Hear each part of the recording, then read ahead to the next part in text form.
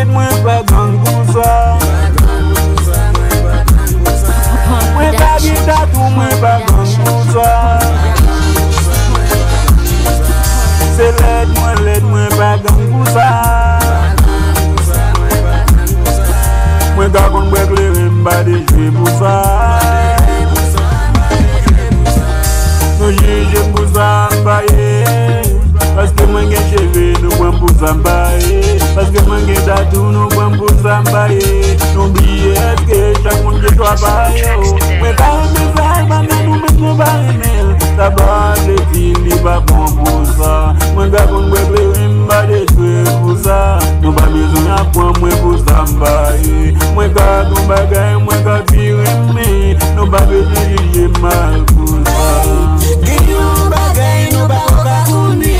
Soit nou montan nou pou nou kouni. Nou gen panse beye ka mache san rasta. Eske nou ka mache san tavia. Eske nou panse beye ka mache san moulin. Pou tout moun bin kou la dan. Eske beye ka mache pou tout moun yon la yon. San pa de pok la dan. Eske nou ka mache gani san matyon. Pon ake nan tout moun gani yon pok la dan. Nou pa le tiye kwen, nou pa le osime. Nou pa le kweke ki sa nou le pou nou ve. Le yon ne probleme ki sa yon kwa de stres yo. Nou la nou pa de smoun. Se filme nou pa plan se moun. Nou travay ti moun nou fe sa bezwe. Nou pa man de person pou fe tout sa gye. Paske yon je nou la nou aple.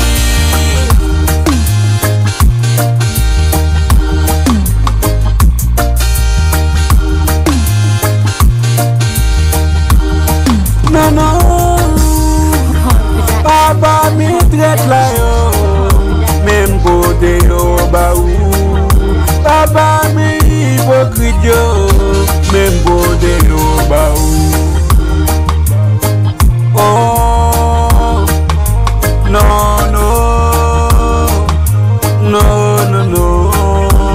côté yo ba ou.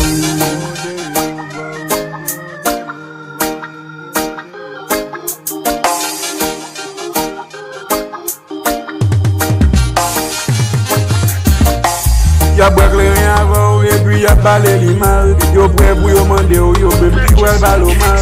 Yo ap manje avec yo même qui pral balo mal. Yo ba gen côté pour yo dormi, ba yo côté pour yo dormi. Demain c'est yo qui a petit cabano de business. Papa mi traite yo, même côté yo ba ou. Papa mi mal parent yo, même la gueule yo ba ou.